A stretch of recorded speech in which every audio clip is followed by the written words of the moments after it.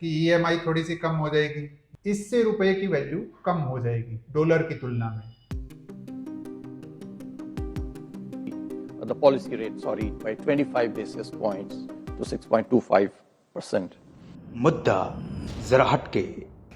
नमस्कार दोस्तों, आज हम आपके सामने फिर हाजिर हैं एक नए एपिसोड के साथ। इस बार मुद्दा जरा हटके है। आज सुबह रिजर्व बैंक ऑफ इंडिया ने ब्याज दरें कुछ कम कर दी। लोग खुश हैं कि ईएमआई थोड़ी सी कम हो जाएगी, 2 पैसे बचेंगे जेब में। चाहे होम लोन हो, कार लोन हो, कई तरह के लोन, सबकी ईएमआई कम हो जाएगी। कोई ये नहीं सोच रहा कि उसके नेगेटिव इम्पैक्ट क्या हो सकते हैं। जी हाँ, ब्याज दरें कम होने के नेगेटिव इम्पैक्ट भी हो सकते हैं। आज हम उसी पे चर्चा करने वाले हैं। आज सुबह रिजर्व बैंक के गवर्नर ने अनाउंस किया कि हम रेपो रेट 6.5 से घटा के 6.25 कर रहे हैं, यानी 0.25% का डिक्रीज उन्होंने किया। उतने की कमी उन्होंने रेपो रेट में की। ये रेपो रेट भला क्या है, बहुत बार बात होती है। आम आदमी की भाषा में समझें तो इस रेट पे रिजर्व बैंक से जो नॉर्मल बैंक है वो पैसा उधार लेते हैं, उसको रेपो रेट बोलते हैं। यानी अब बैंकों को लोन सस्ता मिलेगा तो वो आगे लोन सस्ता दे पाएंगे। आपकी पहले से ईएमआई चल रही हो वो सस्ती हो जाएगी, लोन सस्ते हो जाएंगे। पहले समझते हैं कि ये किया क्यों। आरबीआई इस तरह के डिसीजन बहुत मंथन के बाद लेता है, बहुत लंबी चौड़ी सोच के बाद, विचार विमर्श के बाद कई सारी चीज़ें ध्यान में रख के लिए जाते हैं। अंदाज़ा इसी से लगा सकते हैं कि ये 5 साल में पहला रेट कट है, लगभग 5 साल में। इससे पहले जो ब्याज दरों में कटौती की गई थी वो मई 2020 में कोरोना के समय हुई थी। उसके बाद से ब्याज दरें लगातार बढ़ती जा रही थी। यानी 5 साल बाद डिसीजन हुआ, इसलिए इम्पोर्टेंट है। किया क्यों? पहला जो सबसे बड़ा रीज़न है कि महंगाई से हर आदमी त्रस्त था। सरकार उसको राहत देने की कोशिश कर रही थी, बजट में भी इसीलिए उन्होंने राहत देने की कोशिश की थी।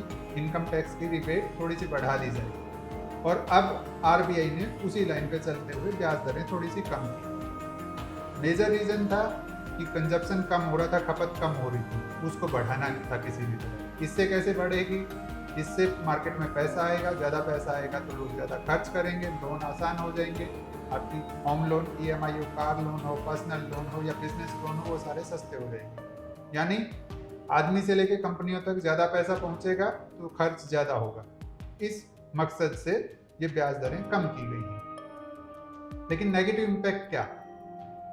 सबसे बड़ा नेगेटिव इम्पैक्ट उन लोगों पे जो बचत करते हैं, अपना पैसा बैंकों में रखते हैं, स्मॉल या बिग सेविंग स्कीम में, एफडी में अपना पैसा डालते हैं। साधारण सी बात है कि जब ब्याज दरें कम होंगी तो वो लोग जो हैं जिन्होंने पैसा रखा हुआ है उनको ब्याज कम मिलेगा।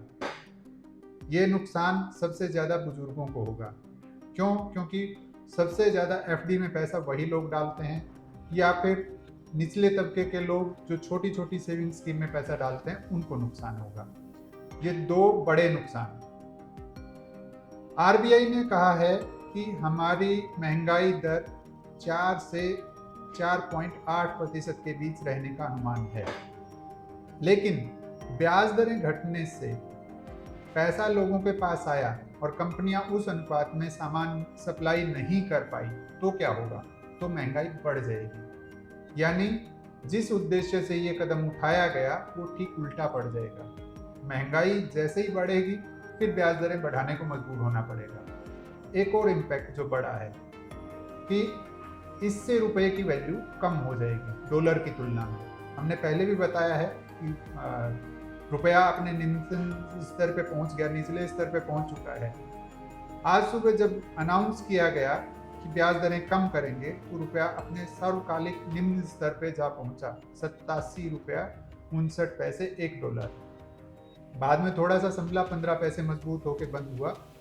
लेकिन उसका सबसे बड़ा नुकसान ये है कि यदि एफडीआई जो आ रहा है, फॉरेन डायरेक्ट इन्वेस्टमेंट जो आ रहा है, यदि वो उनको लगा कि रुपया लगातार कम होता जाएगा डॉलर की तुलना में, तो वो पैसा लगाना बंद कर देंगे।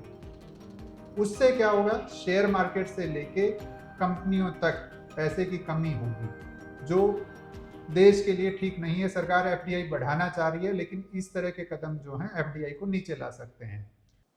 The MPC noted that inflation has declined, supported by favorable outlook on food and continuing transmission of past monetary policy action.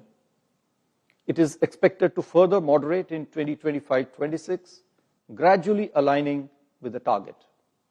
The MPC also noted that though growth is expected to recover from the low of Q2 of 2024-25 this year, it is much below that of last year. Last year, you are all aware, it was 8.2%.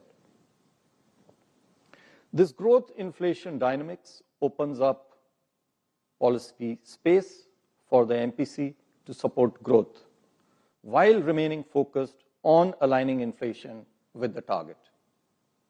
And accordingly, the MPC decided to reduce the policy rate, by 25 basis points to 6.25%. आपको क्या लगता है, महंगाई control में रहेगी? क्या कंपनियां उतना प्रोडक्ट बना पाएंगी? क्या रुपए की वैल्यू गिरने से, डॉलर के मजबूत होने से पॉजिटिव इंपैक्ट आएगा या नेगेटिव? आगे भी हम चर्चा करते रहेंगे। आज के लिए इतना ही, धन्यवाद।